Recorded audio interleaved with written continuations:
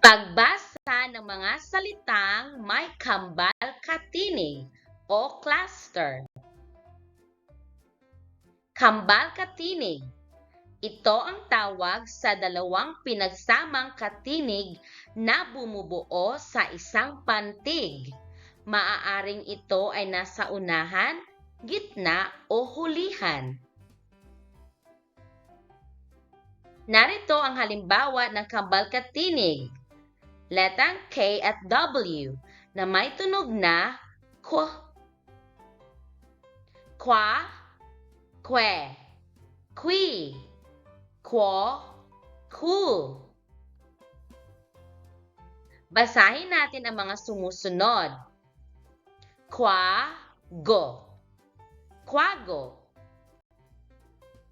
Kwitis, kwitis. Kwarto, kwarto.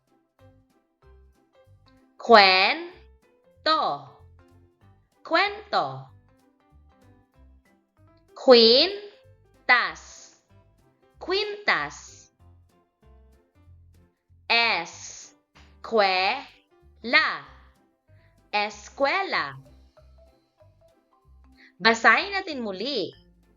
Kwago, kwitis, kwarto, kwento, kwintas, eskwela.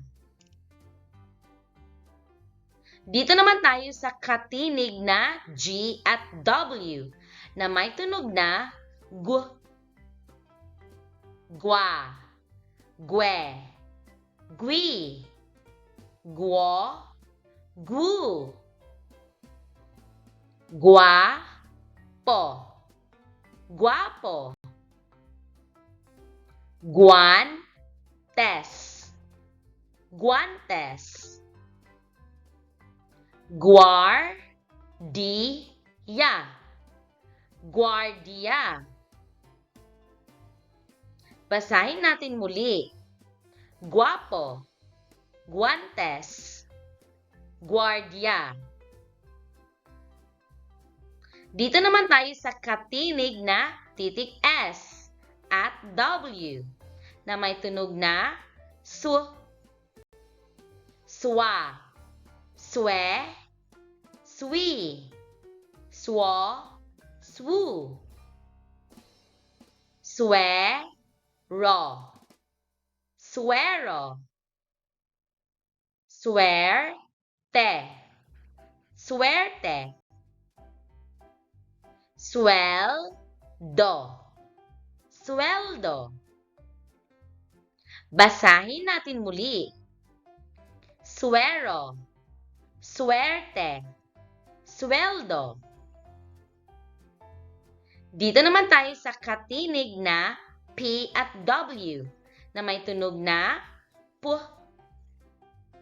pwa, pwe, pwi, po, pu. Puede, puede. Puesto, puesto. Puwersa, puwersa. Basahin natin muli. Puede, puesto, puwersa.